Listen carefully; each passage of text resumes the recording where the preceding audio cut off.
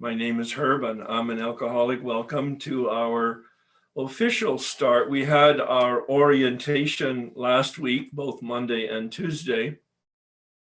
Last night we had a meeting that discussed the orientation and other kinds of questions.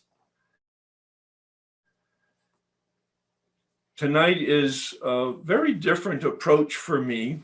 It's going to be primarily like a class, very much like a class, a presentation, where I'll do the majority of the talking, which is unusual. Normally I would warm up with 10 or 15 minutes, but since we're packaging it, at least theoretically, we'll see how that works, where Tuesday is the class where we get a full and deep unpacking of the big book, and then an assignment for you for this following week.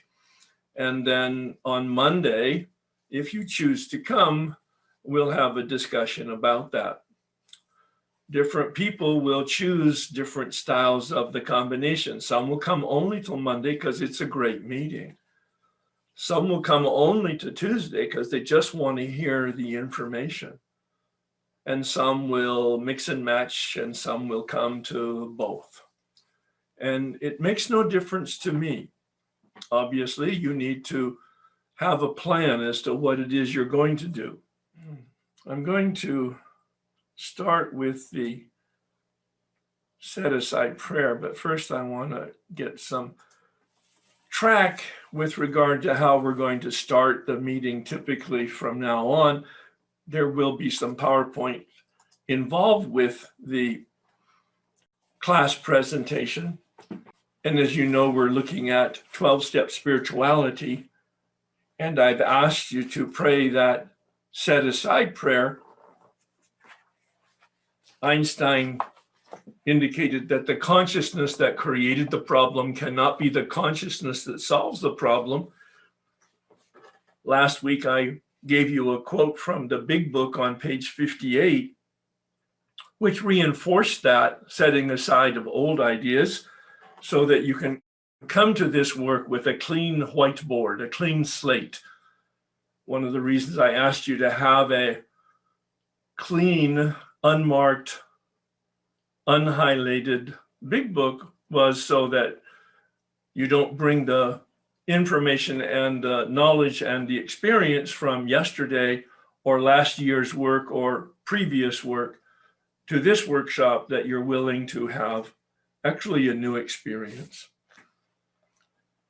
On page 27 in the big book, there is another quote that reinforces this approach. I go kind of fast, so it's probably not a benefit to you to try to find them in the big book.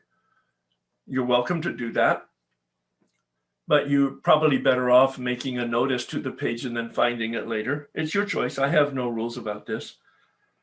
But on page 27, it says, ideas, emotions, and attitudes, which were once the guiding forces of the lives of these men, are suddenly cast to one side, and a completely new set of conceptions and motives begin to dominate them.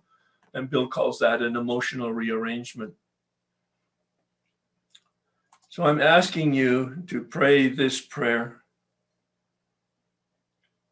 with me out loud, or quietly to yourself, or any form of prayer that you choose, or no prayer at all. Just a moment of quiet so that you get centered with your purpose. Perhaps remembering the answer to the question that you were asked to ask yourself last week. Why am I here? Please join me. God, please set aside everything that I think I know about myself, my brokenness, the spiritual path in you, for an open mind and a new experience with myself, my brokenness, my spiritual path, and especially you.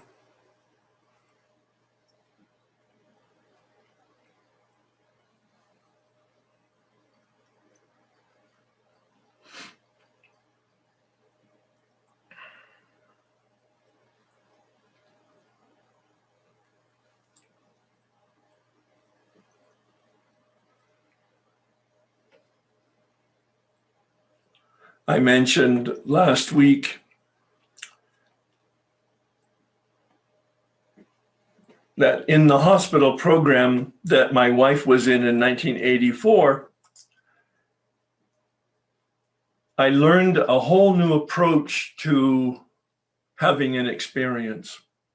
I didn't know it at the time, but looking back on it, I was able to understand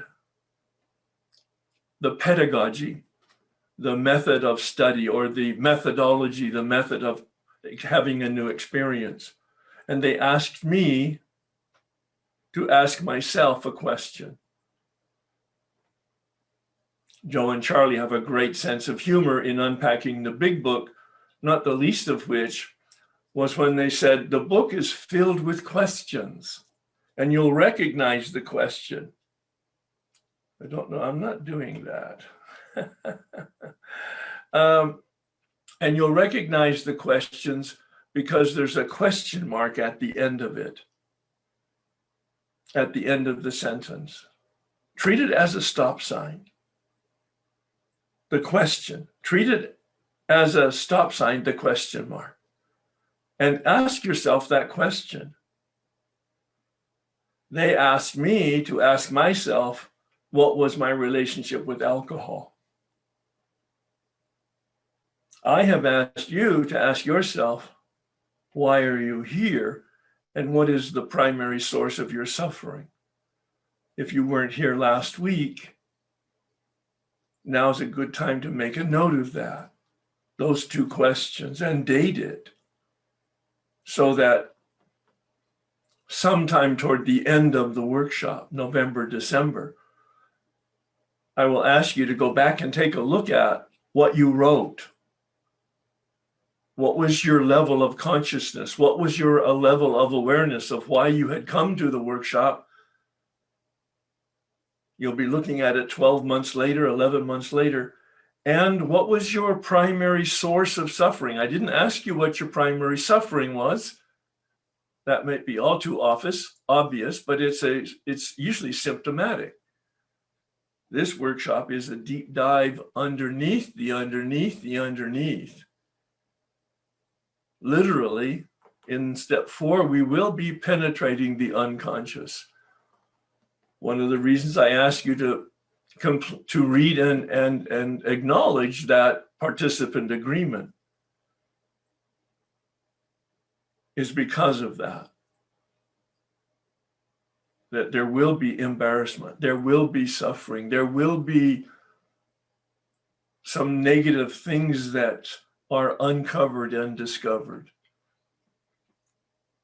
And I'm just giving a forewarning so that you're acknowledging that this is the soul surgery that the Oxford group promised. Soul surgery. We invite the divine healer to bring the scalpel, to dig deep in and remove the cancers in us that block us from the sunlight of the spirit. Those two questions. Why am I here? And what is the primary source of my suffering? Now, this does that sometimes. Let's try this. And then we get some information. We'll be looking at the big book. I'll be sharing my interpretation of the big book. Each of you will be sharing your interpretation, your response, your questions, your understanding, your experience. And all of that will help us address the question that was asked. And you'll be asked to take some action. The action itself will provide a new experience. And when I wrote out my autobiography of my relationship with alcohol, which I had not looked at ever, I looked over the 30 years, age 12 to 43, when I came into the hospital program to support my wife. And it was interesting. I could see that there was a pattern emerging. And in fact, as I wrote it out, I began to connect the dots. But then as I read it out, I got a very full picture of all of the puzzle pieces. But my conclusion was very weak by today's standards. my conclusion was, gee, I think I have a problem with alcohol. I knew nothing about addiction or alcoholism or 12 steps or AA. I knew nothing about that. But looking at that history in the light of that question and being honest with myself and willing to write out in a bullet point summary my 30 years of a relationship with alcohol, and then reading it out loud, I was able to have a new experience. So here's another question for you.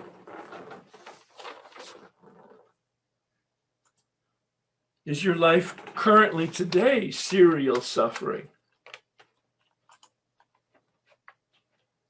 Serial suffering. You might be in a 12-step program. You might be in it for a while, or maybe only a few days or a few months or a few years. You see, the big book gives us step 1, which has 2 parts. The part in front of the dash is admitted we were powerless over alcohol. For our purposes, I substitute the word addiction, because this is an invitation to anybody who has a problem with any form of addiction. We'll be talking about step 1 in about 6 weeks. More about that later. Do I really believe my life can change? These are questions I want you to ask yourself and write out an answer between now and next Monday. So this is part of an informal assignment. You have downloaded the Way of Life document if you followed instructions, and you have a hard copy of that. You've downloaded the assignments, the step assignments from my website, if you follow directions. And if you haven't done that, I really recommend that you do that. You'll be very handicapped if you don't have both of those documents in hard copy. Now, some of you have a skill at parking it on your laptop or some other technological device, and maybe that works for you. I'm of a generation where I do need hard copy. It's where my comfort level is. So I'm not trying to impose mine on you. You figure out what works for you. Taking off from what Einstein had said about consciousness, many psychologists have taken a look at human development. A philosopher back in the 1900s, Gurdjieff, a Russian philosopher, said, most human beings are asleep, dreaming that they are awake. I love succinct wisdom sayings, and you'll hear me quote different people throughout the year with very pithy wisdom, P-I-T-H-Y, wisdom sayings. And then one psychologist took a deep look at it and looked at the beliefs as lenses. Each of us have glasses through which we look at reality. We do not see reality as reality is. Nobody does, nobody can. No, seriously. Because there are lenses. So we're always seeing reality as we are. That in itself is a wisdom saying and a spiritual awakening. I cannot see reality ever as it is, as reality objectively, because I'm the subject who is seeing. And I always look through my lenses, at the very least, my biological lenses. And of course, there's other lenses, aren't there? There's the perceptions that have been developed in us through our family of origin. Many of us delusional. There are the thoughts that develop from those perceptions which have been formed by our education and by our culture. For most of us, demented. And from all of that comes our feelings. That's what generates our feelings, the perceptions that we have, the processes that we have in our mind, and we come to a conclusion from a survival standpoint. And many of us have very negative feelings about reality, about the world, about the communities, and about people, and about circumstances. In fact, addiction has been called a disease in itself, not only a biological disease, but a psychological disease. And there's lots of comorbidity, a fancy term for kissing cousins, mental illness, and addiction. All of this forms our attitude, which is very distorted, which then it informs our behavior and determines how we behave, our actions. Very dysfunctional. Now, the one thing the big book does, it looks at behavior so that, in fact, we can reverse the flow. And this is what we'll do in the fourth step, is we'll go back through, reversing that arrow, going up through behavior to attitude to feeling to thought to perception, and we will actually be able to get very clear on what our beliefs are. Our beliefs might be healthy. High probability, most of them are not, especially if you haven't done the work of really good therapy, really good religion, really good relationship, or really good step work. And even when you have done any one of those or all of those together, there is still more unpacking that allows us to wake up. The problem is we're asleep, dreaming that we're awake. And the big book, and this is what we're going to talk about tonight, talks about waking up, doesn't it? A spiritual awakening. Well, our culture says that we need to know something, feel good about it, and do it. My boss had on his desk a big sign, "Do not confuse effort with results." I grew up with that. I adopted that. That was my culture. I was successful in operating that way in terms of corporate standards. I was a complete failure in terms of social standards. I was a Neanderthal thinking I was a Renaissance man. Once I began to wake up, I had an experience that it was what I did that gave me knowing and feeling, just the reverse of what our culture says. Chuck C said, magic is the action is the magic word. Action is the magic word. And now it's been confirmed at UCLA in Dan Siegel's research on the brain. He's a medical doctor. I believe he's a psychiatrist, but he's done research on the brain in the last 15, 20 years, Siegel. And he has wonderful books on the implications of that are published for lay people like ourselves. We don't need to have a medical degree or even a college degree to be able to read his works.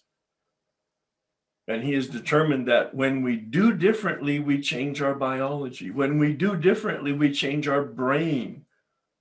It fires differently. The synapses, new synapses are created, new neuronal paths are created, and we know differently, we change our habits, and then we feel differently. We didn't know that 15 years ago. He coined a phrase, I believe it was him, synapses that fire together, wire together.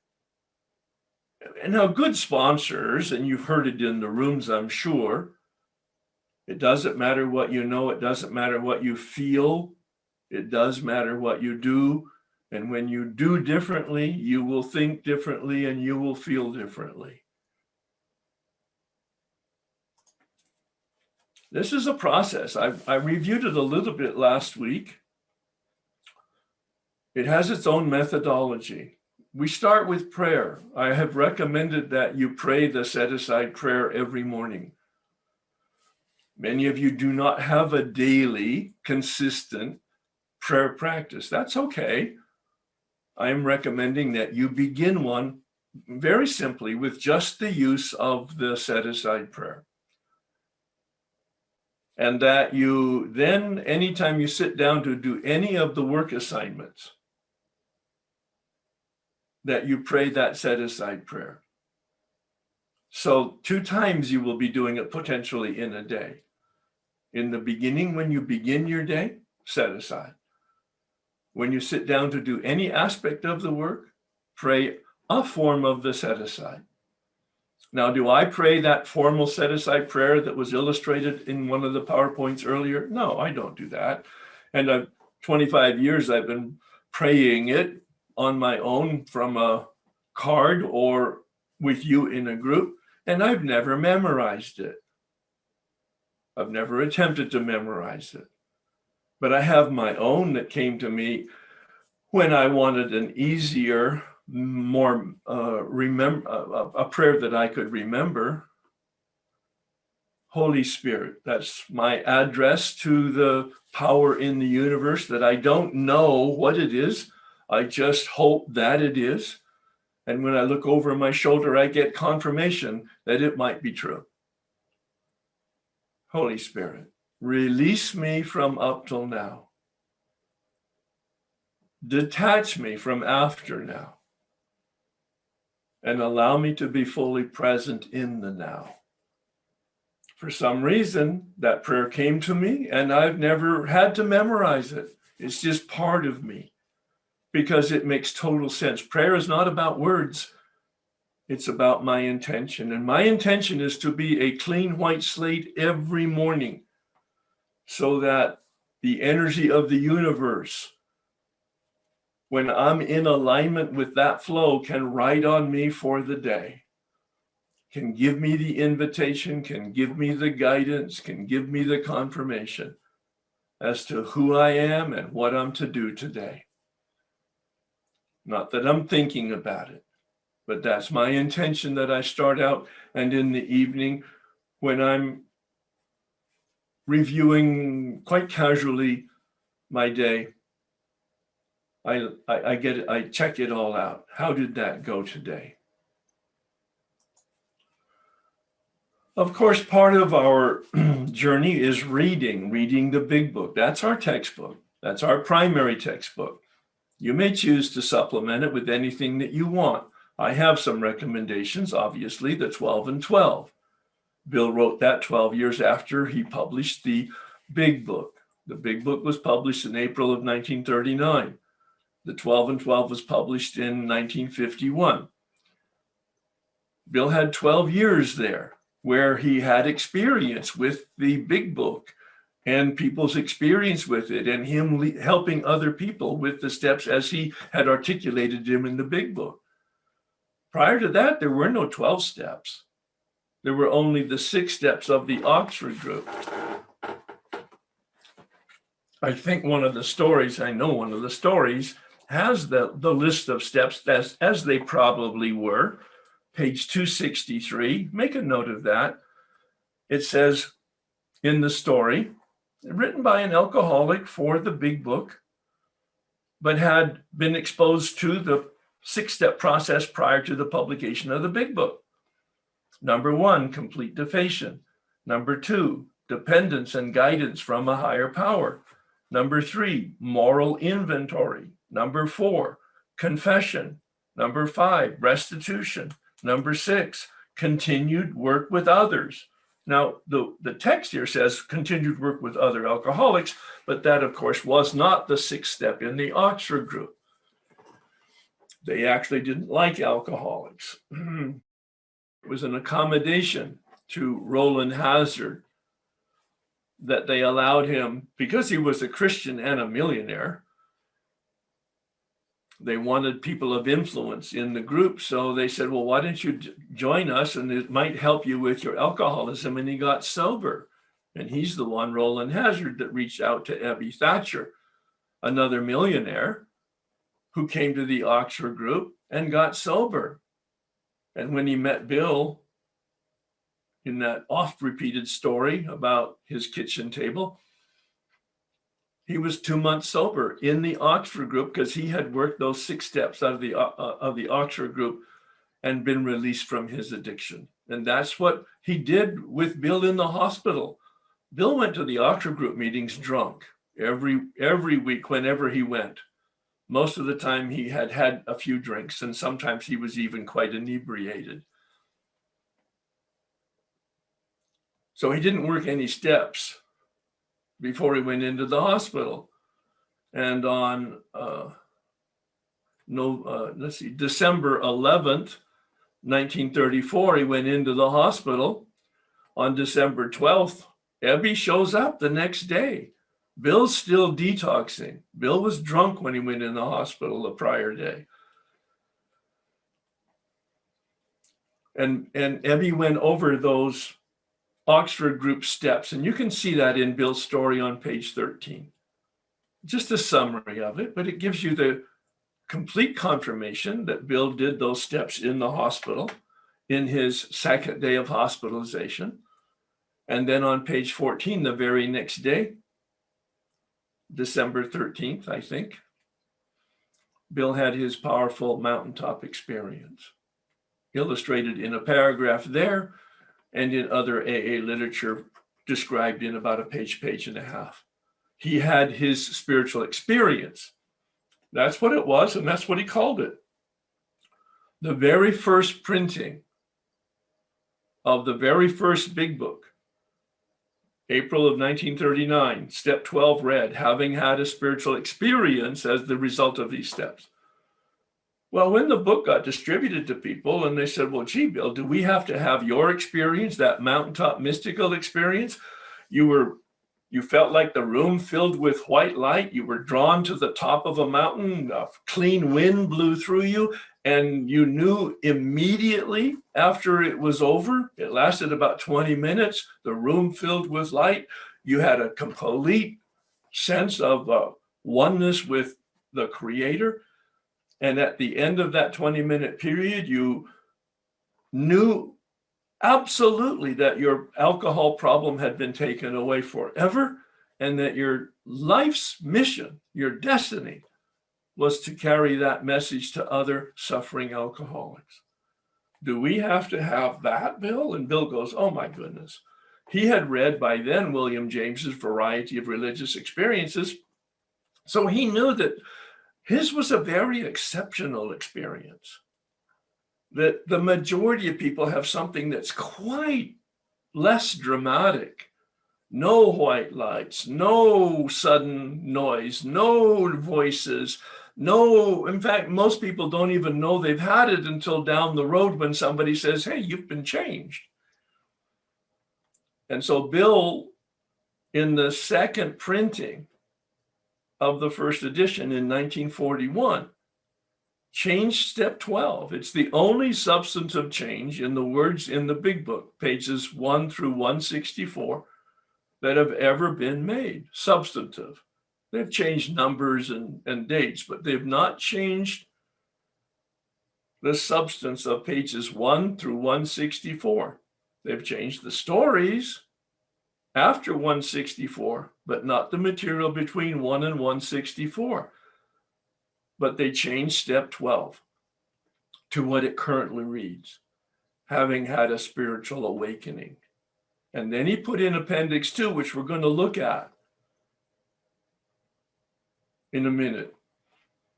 Appendix 2 and unpack. What is a spiritual experience? What is a spiritual awakening? How are they the same and how are they different? This is the reading that we will do, and it'll sort of demonstrate a model for you how the rest of the year will go on a week after week basis as we unpack the big book. I'll be asking you to reflect regularly between our gatherings, asking you to ask yourself questions, asking you to create a prayer practice, at least with the set-aside prayer. If, in fact, after next week, you'll be motivated to try to have a consistent daily meditation practice, which I'll be teaching next week, then you might even reflect for a full minute every morning if you don't have a meditation practice at this time. More about that next week. There'll be lots of writing.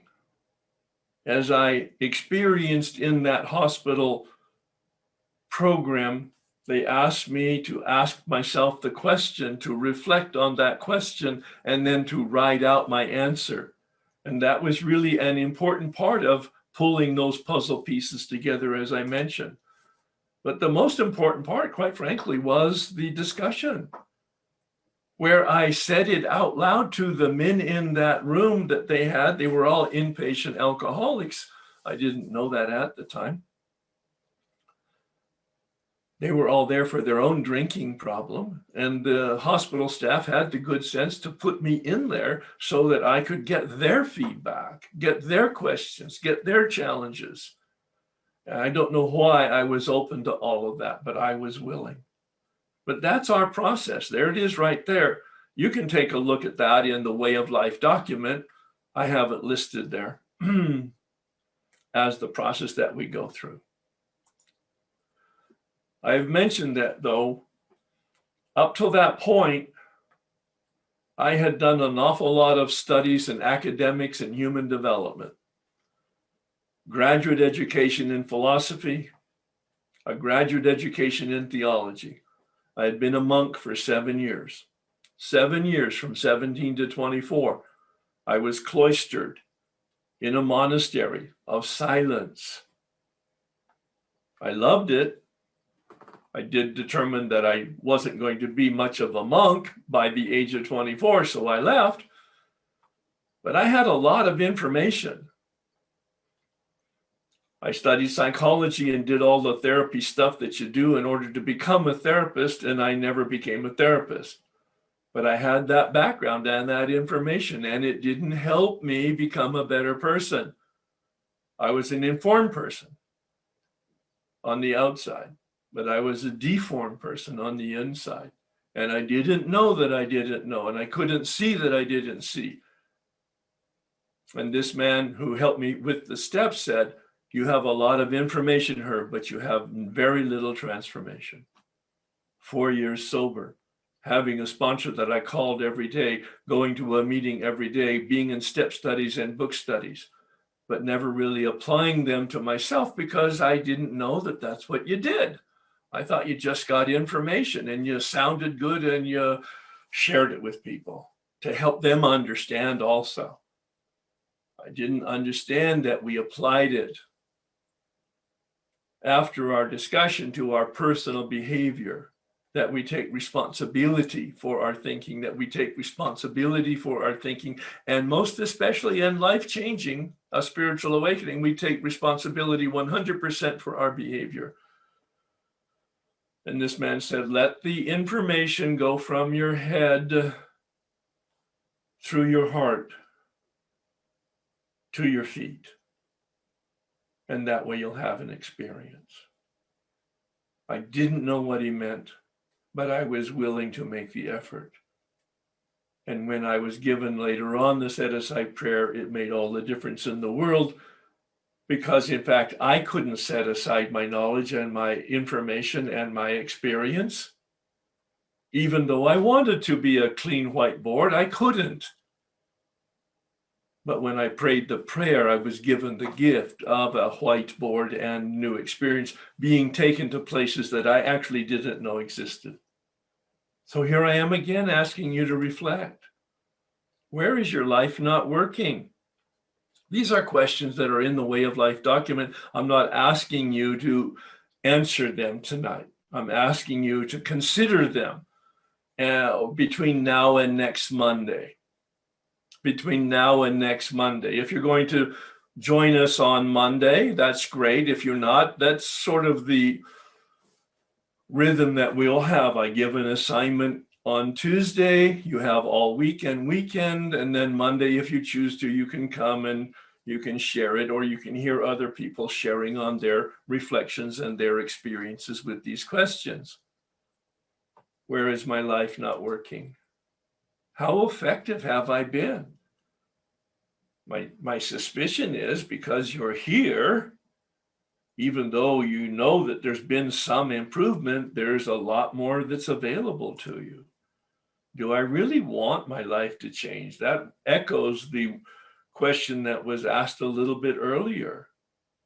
Do I believe my life can change? Do I want my life to change? Different questions.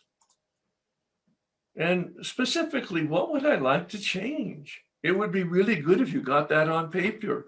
What thoughts would you like to change? Negative to positive? What feelings would I like to change?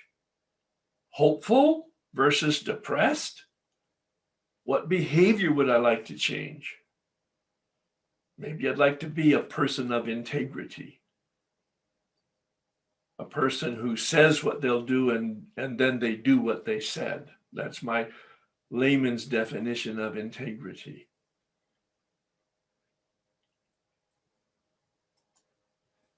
What is the invitation is my most favorite question. I ask it every morning as I complete my morning practice, my morning meditation. I call it intentional consciousness because it's much broader than just meditation. What is the invitation today? This coming weekend, I'll be looking at this whole year, actually. What is the invitation for the year? I've been asking myself that question once a month for the last 3 months, making notes. Hopefully, I'll bring it together by the end of this month. What is the invitation?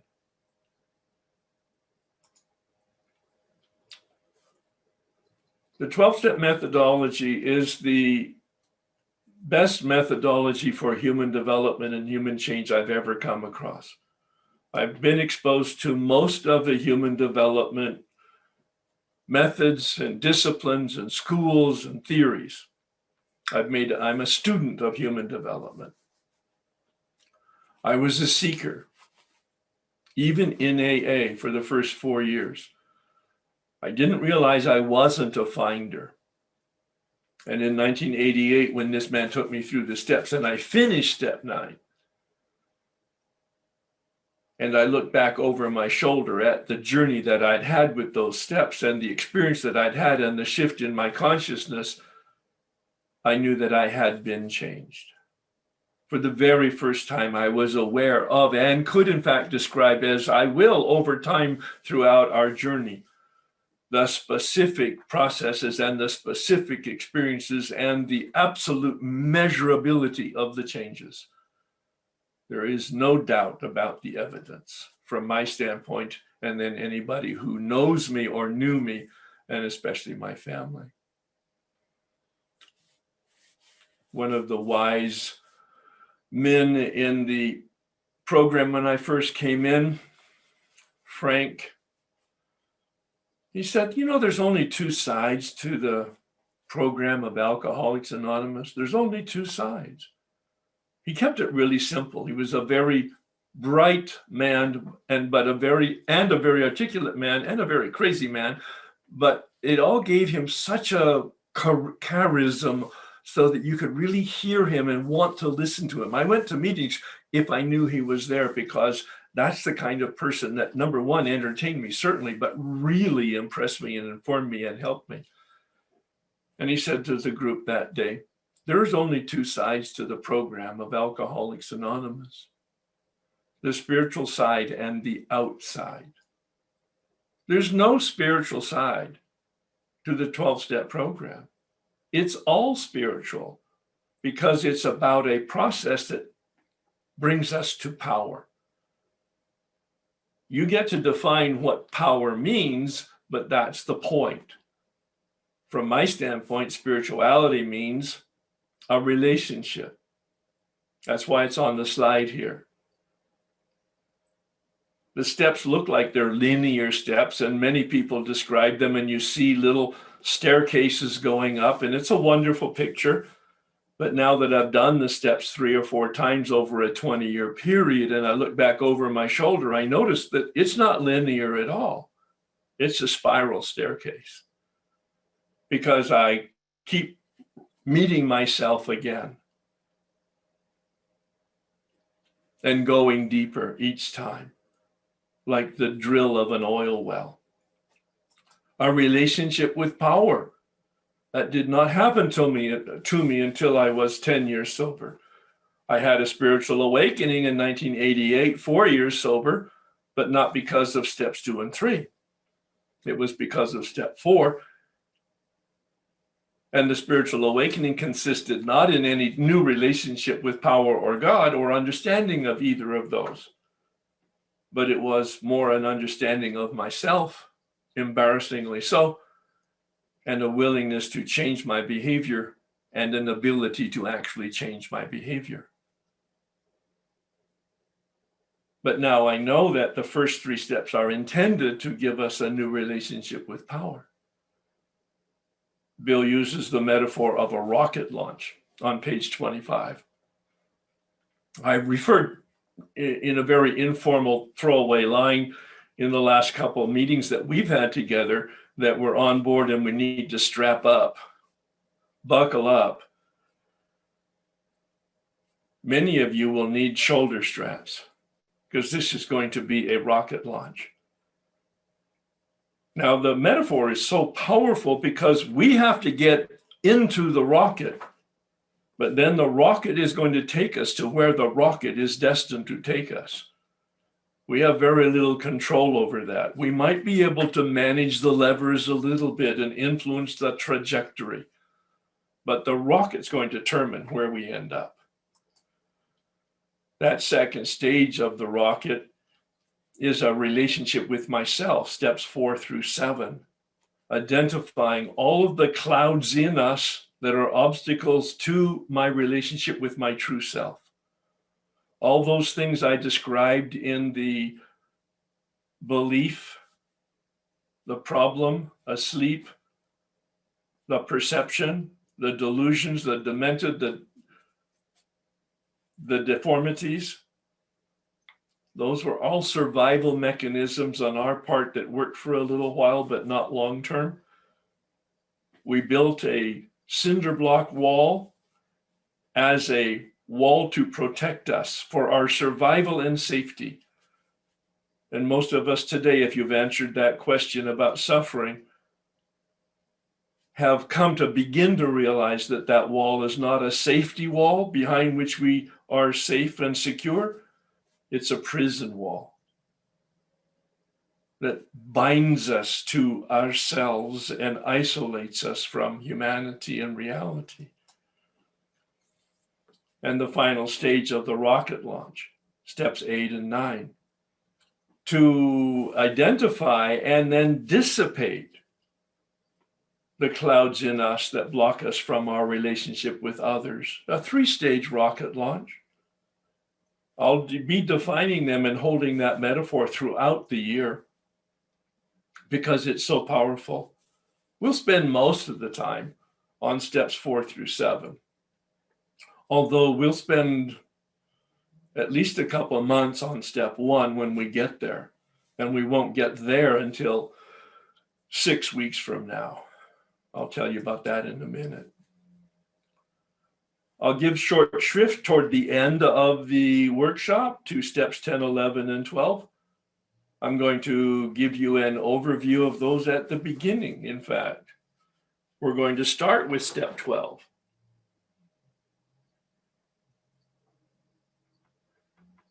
A couple of years ago, I was asked by Hazelton to write a book on meditation. And as part of the discussion as to another book on meditation, what's going to make it different? What's going to make it helpful to people and not redundant to what's already in the marketplace? And as a result, we decided that chapter 1 would be an overview of the entire area of prayer and meditation and contemplation, transcendental meditation, mindfulness. I call it now the grab bag of intentional consciousness. And then each chapter thereafter, we would look at each step through the lens of power. Chapter 1 is about power and how to find it in the practice of intentional consciousness. And then once we've got those lenses to look at step 1, powerlessness, through the lens of power. And that's when I had a shift in my meditation concerning my approach to making the workshop more effective. A couple of years ago, we began implementing, looking at spiritual awakening in step 12 first. Then, and we'll do that today, then next week, we'll unpack the assignment on meditation, step 11. And the following week, we'll unpack the assignment on step 10, inventory. all of those steps Bill calls our way of living, our way of life. The daily reprieve that allows us to stay in relationship with power. Those first three stages are the trajectory that puts us in orbit around the light. Once we're in orbit around the light, how do we stay in orbit around the light? We have some levers in the satellite. And as long as we daily manipulate those levers,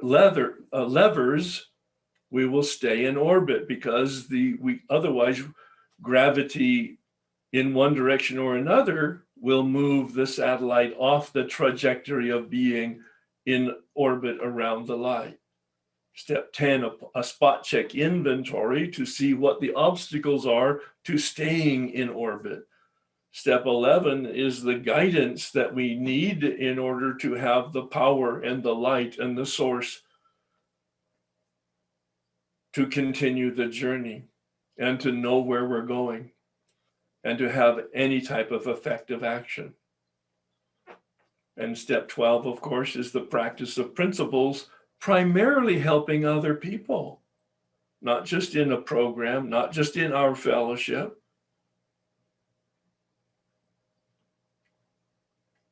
Chapter 7 in the book is about helping people in your fellowship. It's a blueprint for action. It's a blueprint for sponsorship. Chapter 8, however, is principles in your relationship to the wives. Today it would be to your significant other. Chapter 9, the family afterwards. How do you maintain principles in your family community? Chapter 10, how do you maintain principles in your workplace to the employer? Chapter 11, how do you maintain principles in your community and in your fellowship? It has a poetic title, A Vision for You. But when you read it, it's about practicing principles in your community and in your fellowship.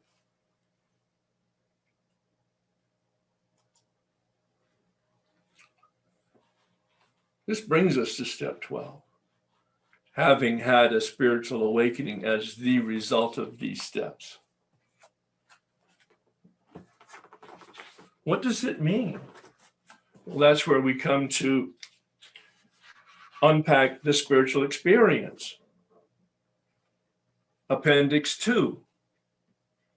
The terms spiritual experience, if you have your book, it probably would be handy for you to be following it. I'm going to read it literally, every word, every phrase, every sentence, and I'm going to comment on it. The spiritual terms, the terms spiritual experience and spiritual awakening are used many times in this book. Recall what I said.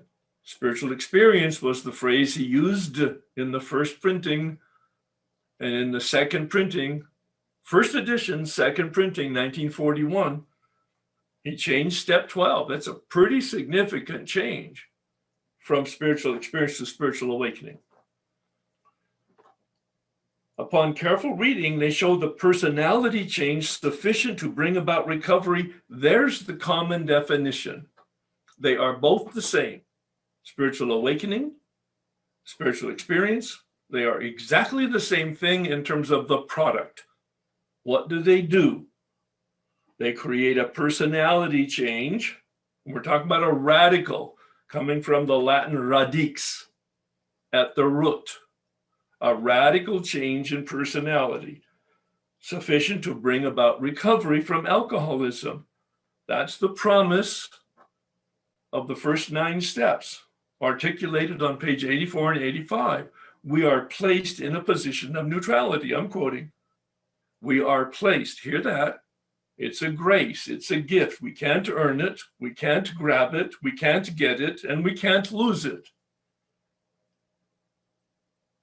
More about that as we go forward. We can't lose it if we stay in relationship with power.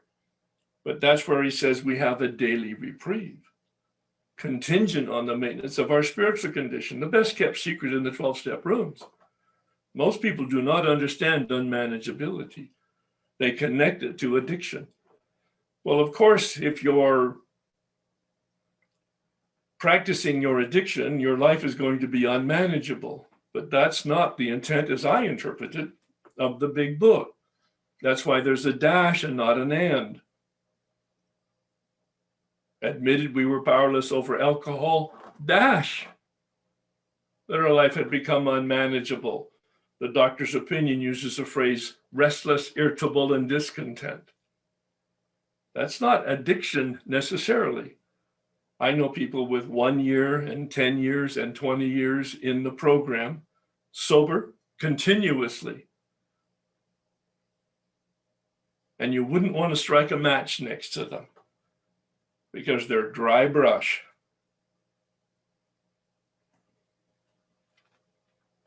Bill talks about recovery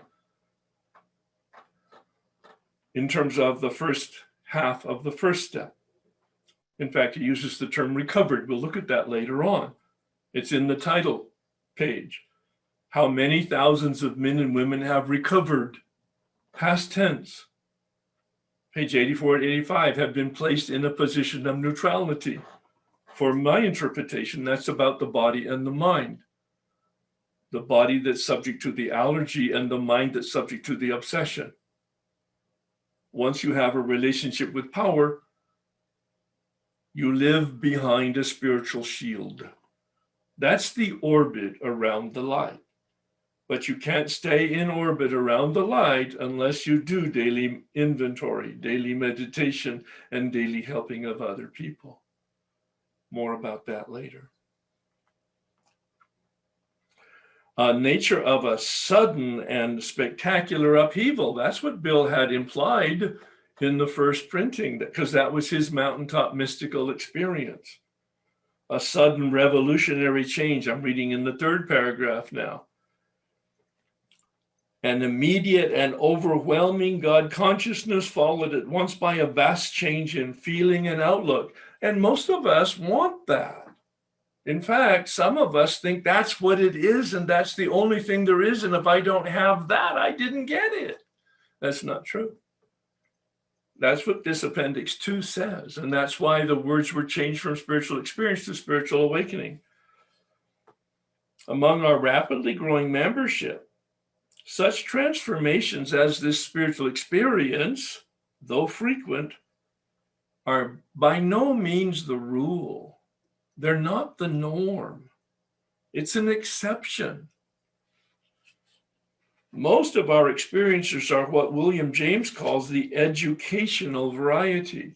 I use the dimmer switch analogy, and you'll hear it throughout the year. Spiritual experience is like a light switch. You hit the switch, boom, the lights are on. You hit the switch, boom, the lights are off, black and white. Well, a dimmer switch is quite different. When you press the button on a dimmer switch or flip the switch on a dimmer switch, and the dimmer switch is at the very lowest voltage, there's very little light that will come out of the bulb because there's very little power or electricity that goes into the current into the wire.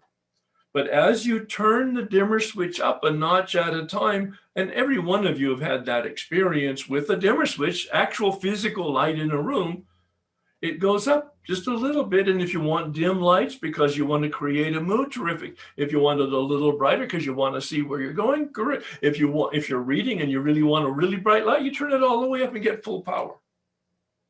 The dimmer switch is the spiritual awakening. The dimmer switch is what most of us have in terms of the change. I did not know I was being changed in 1988. As I look back over my shoulder, I could see that the change began in step 4 in the 4th column of the resentment inventory.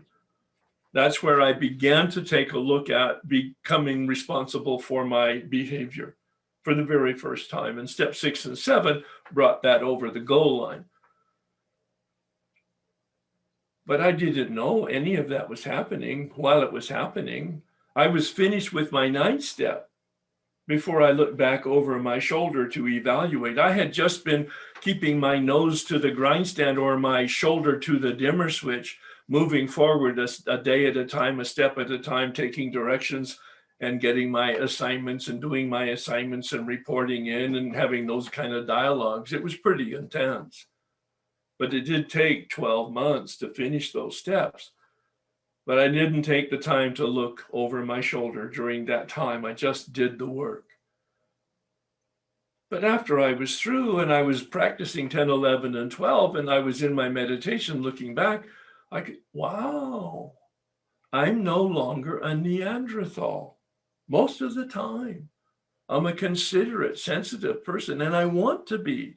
And I really do want to be helpful. I want to reduce suffering, and I don't want to create pain. Whereas before that, people who got wounded in my path were just collateral damage. 4 years sober, I was acting like that. A completely clueless narcissist in the DSM diagnosable category. It doesn't go away, but it gets better. The healing has taken a long time and a lot of work, and thank you for all your input. That's helped me become aware of what I'm not aware of in terms of what I radiate when I'm not spiritually awake. One of my teachers is Richard Rohr, and he says, we either transform it or we transmit it. And when you're living in the spiritual malady, you're transmitting that, and you don't know that you don't know. You just wonder why people's feelings get hurt so often. I'm not taking responsibility for their feelings, but I am responsible for the actions I take to create the chaos in my life. I have undergone a profound alteration in my reaction to life that such a change could hardly have been brought about myself alone. What often takes place in a few months could seldom have. Now notice he says in a few months. He's talking about working the steps here. A few months here, my experience is that it's anywhere from 6 months to 2 years where you're diligent and consistent. If you're going to do the deep dive that I've learned to do in the big book. You can do the steps in a weekend. You can do the steps in a day. You can do the steps in a week. Absolutely. And I encourage that for newcomers. Absolutely. Get a taste of it. Get a full picture of the full roadmap. I did the steps my very first time out of the big book, and it took 10 to 12 months. The second time, 3 years later, it was 6 months because I was in a hurry. More about that later. The third time I went through the steps, I wasn't pressed by any pain. I was coming to deepen my relationship with power. I knew it was available, that there was more, not from an addictive standpoint, but from just there's more light, and I'm a seeker, and now I'm a finder, and I want more. And it took 2 years, a very contemplative process. So it depends on where you're coming from and your level of emotional and spiritual development as to how long it will take and what kind of work you've done before, what kind of work in the program, what kind of work in religion, what kind of work in human development, so what kind of work you've done in therapy, etc., etc. And what you had to work with in the beginning. I was a pretty damaged person.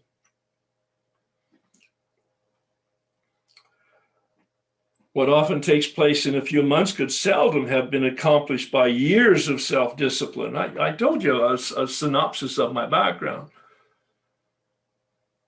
I'm not an easy does it person. I'm a heavy does it person, with myself especially.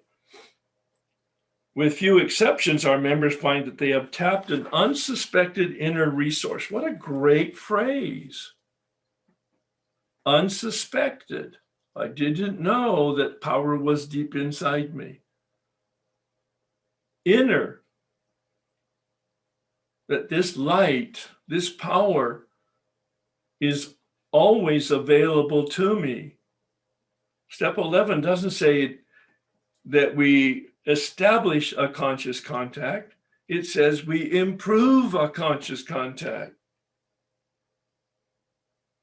Step 2 is that first point where we become conscious of the contact. And step 3 is where we become very conscious of the decision to have a relationship with that is deep inside ourselves.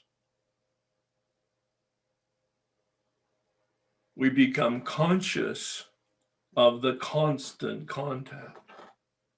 And then we foster that conscious contact by removing the obstacles to that conscious contact in myself, 4 through 7, and the obstacles in me because of my relationships with other people, steps 8, 9, and 10, quite frankly.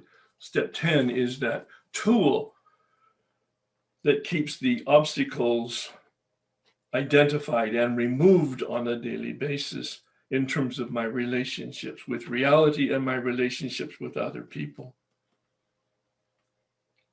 which they presently identify with their own conception of a power greater than themselves, unsuspected inner resource, power. The power, God's not coming. God is not coming. If there is this reality we call God, that's the symbol, that's the synonym for this reality that we can't name. If there is this reality, it's already here. I just need to wake up because I'm asleep and I don't know that I don't know, and I can't see that I don't see. And this is a process that wakes me up. I did not wake up in the monastery. In 1964, after 7 years of silence, I hung up my black robe and walked out and didn't meditate for another 25 years. And I became an alley cat with all the implications. You don't need to know the details. You can fill in the blanks. Most of us think this awareness of a power greater than ourselves is the essence of a spiritual experience. Please use that line as a meditation prompter, springboard. Awareness of the power greater than myself is the essence of a spiritual experience.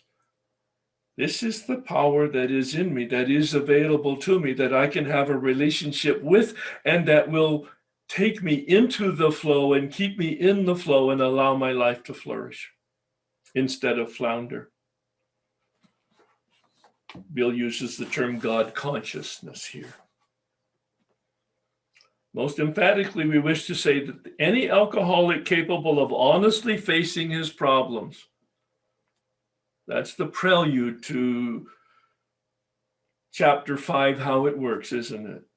He spends a lot of time talking about rigorous honesty. And of course, I wasn't rigorously honest.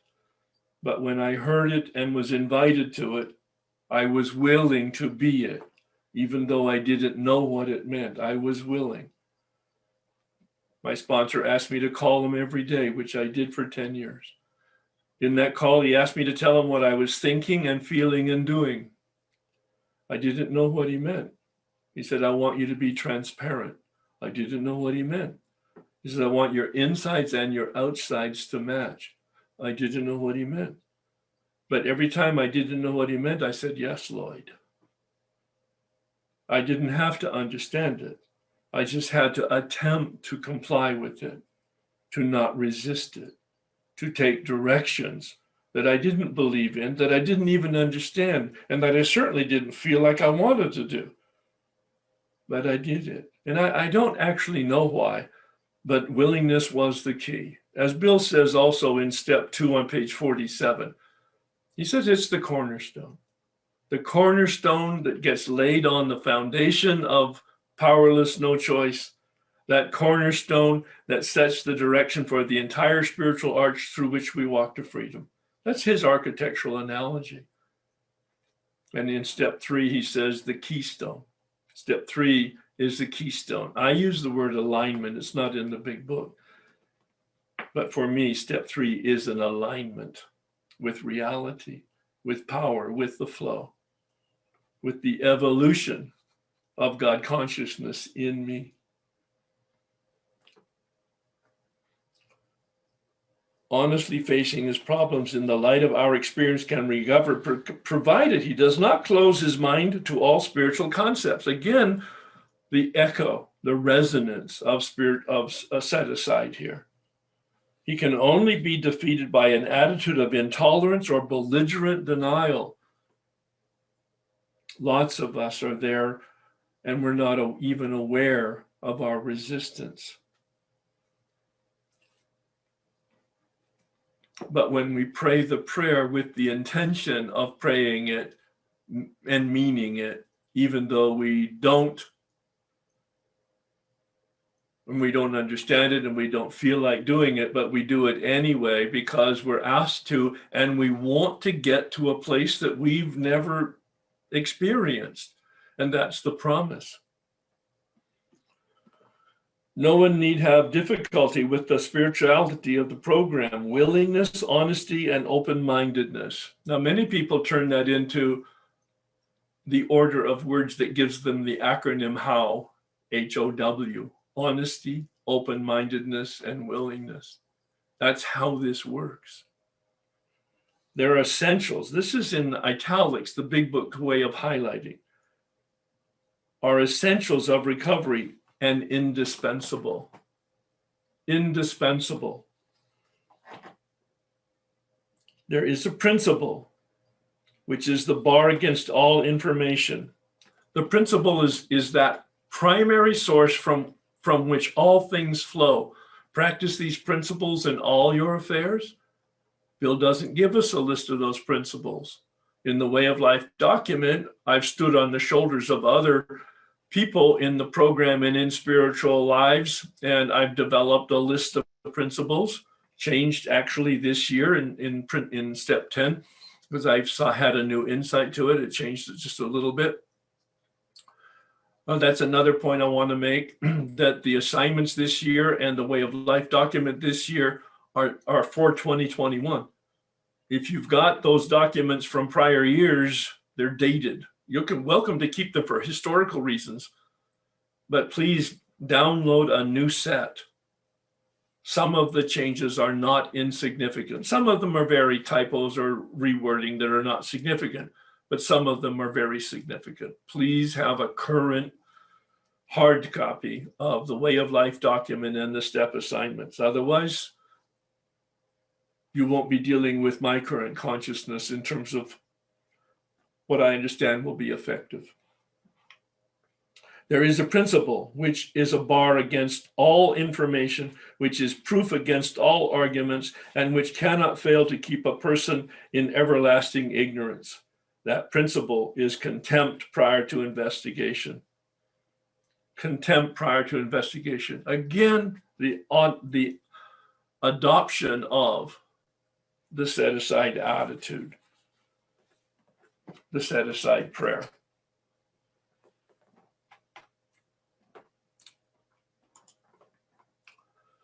So a spiritual awakening, as I've defined it, is a change in the way we think and feel and behave. This diagram is in the Way of Life document.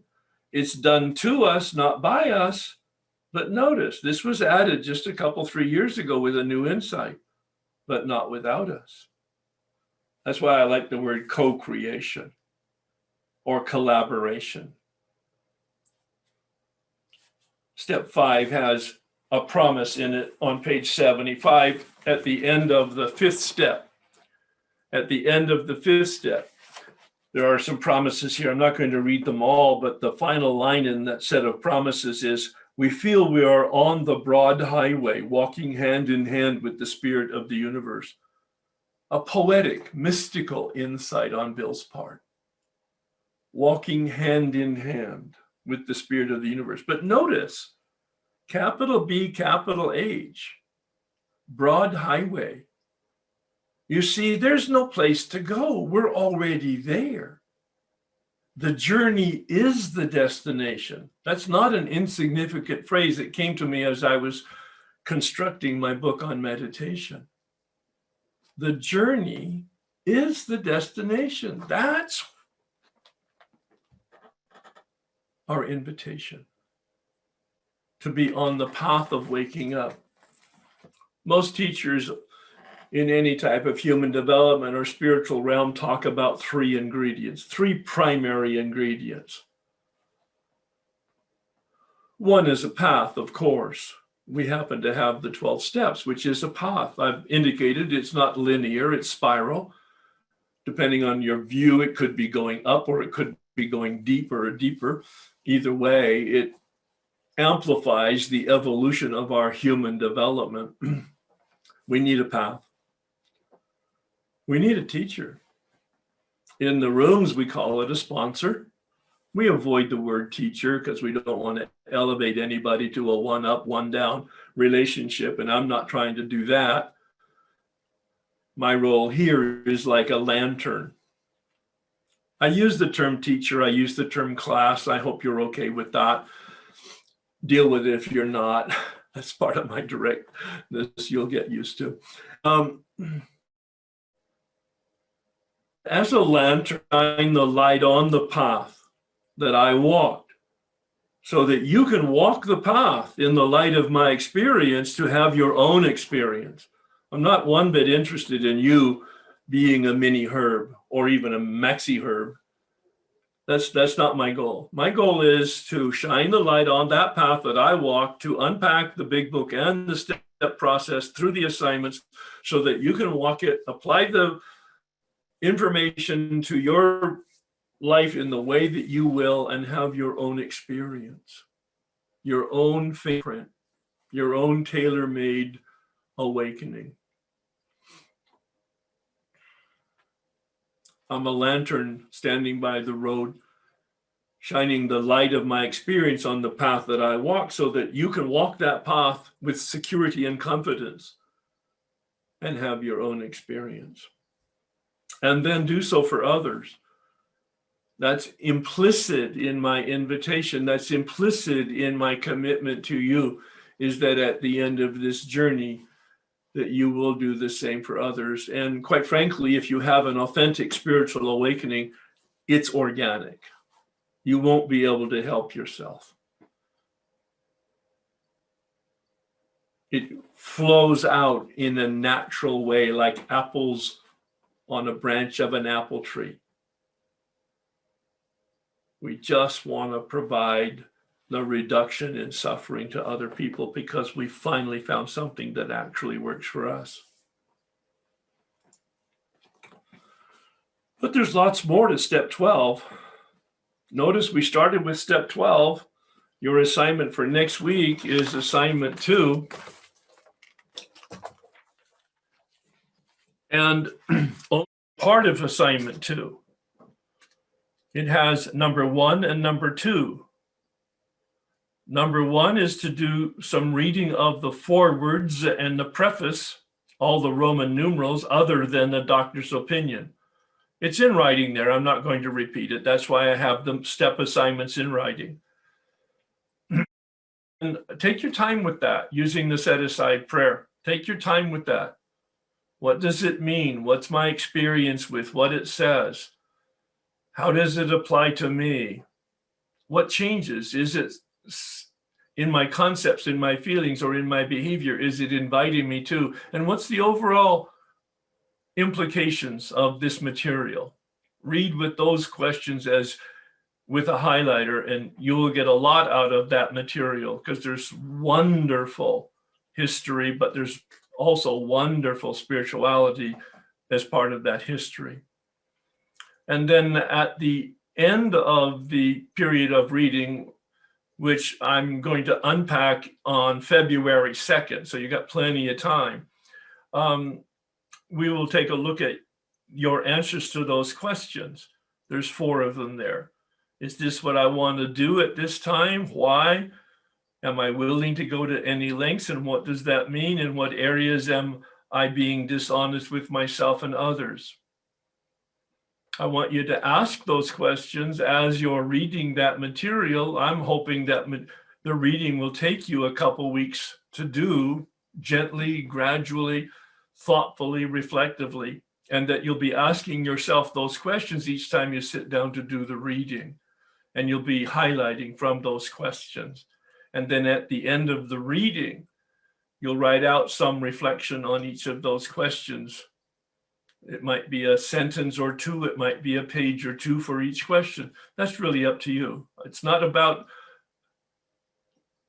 getting a high mark, a grade, or passing a test. There are no tests here. There are no grades here. This is just for your experience. But what I want you to finish by next Tuesday, when we get back together, is item number 2, the instructions on prayer and meditation, step 11. It really, the heart of it is to read pages 85 and 88 in the big book, 2.5 pages, read and highlight. But before you do that, look up the word meditation in a dictionary and write out the several definitions. No, I really mean that. I know you have a meditation practice. I know you've gone to many meditation courses. I know that you've read many meditation books. That's fine. Look up the word. This was the first instruction this man gave me in 1988 on step 11. Look up the word meditation. I told you I was a monk for 7 years. I was reluctant to do that. But I found out that I did not understand what meditation was. And when I understood what meditation was, and then he explained how Bill gave us his instructions in this 85 to 88, it cracked open the door to the room on intentional consciousness for the very first time. More about that later. And I have not had a problem with meditation on a consistent daily basis since 1988, because I understand what meditation is, and I understand what the value is, and I understand how to do it. Which by the end of next week, you will. That's the assignment for next week. Well, we needed every bit of tonight, didn't we?